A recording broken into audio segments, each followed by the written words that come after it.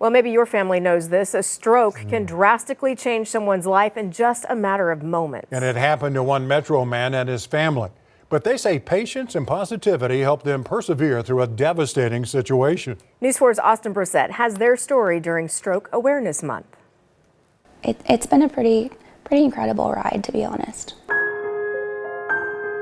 Words you wouldn't think you would hear from the wife of a stroke victim. The hardest thing we've ever gone through. But DeLacy Hodges says while it's not how they pictured their future, it's that positivity that's helped her family through a tough time. It's where we're at, and we're just learning to make the most of it.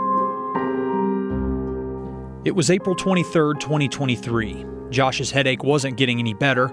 DeLacy got up to get him some medicine, and Josh followed until his body went stiff and he couldn't talk. And I turned around and he just looked like deer in headlights. I remember her telling me, "I think you're having a stroke." And me thinking, no way, it can't be that. She called 911 and Josh was taken to the ICU. There, they found the right side of his brain was damaged due to a bad blood clot in his neck. They rushed him into surgery. It would be another 4 hours before DeLacy would get an update. I just basically had to wait and hope he survived through it. He spent 18 days in the ICU. I mostly just remember waking up. DeLacy describing it as a roller coaster of emotions and of Josh's health.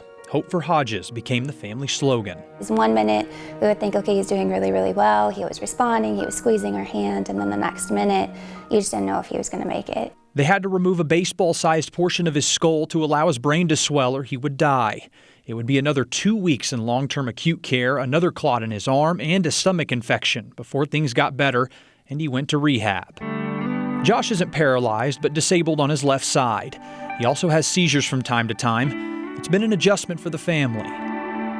And after it, I had to take on a lot more. DeLacy became his primary caregiver, learning to do things around the house she hadn't done before, like organizing his meds and taking him to therapy. Their 3 daughters have also been a huge help. They've had to grow up pretty fast in the last 2 years and take on a lot of responsibility. About 800,000 people are affected by strokes each year. Josh, now one of them. Quite a few. Dr. Hakeem Shakir, a neurosurgeon with OU Health, says when they happen, every second counts.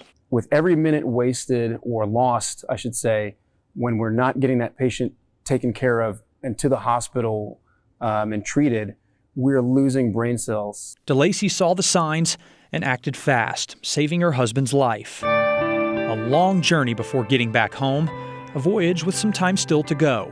But patience and positivity are helping them persevere. There are good days and there are bad days, and you just kind of have to take them as they come. It's a slow process, and you hit plateaus and then level off and then have to stay at it. Austin Brissett, Oklahoma's News 4. And they call the day Josh's stroke happened his Survive-iversary. DeLacy says Josh recently fed himself with a spoon with his left hand, and he's still learning to walk again and building endurance as he continues to progress through his therapy. And this Saturday morning is the annual OKC Heart and Stroke Walk. The event opens at 8 o'clock in the morning, but the walk starts at 9 at Bicentennial Park downtown.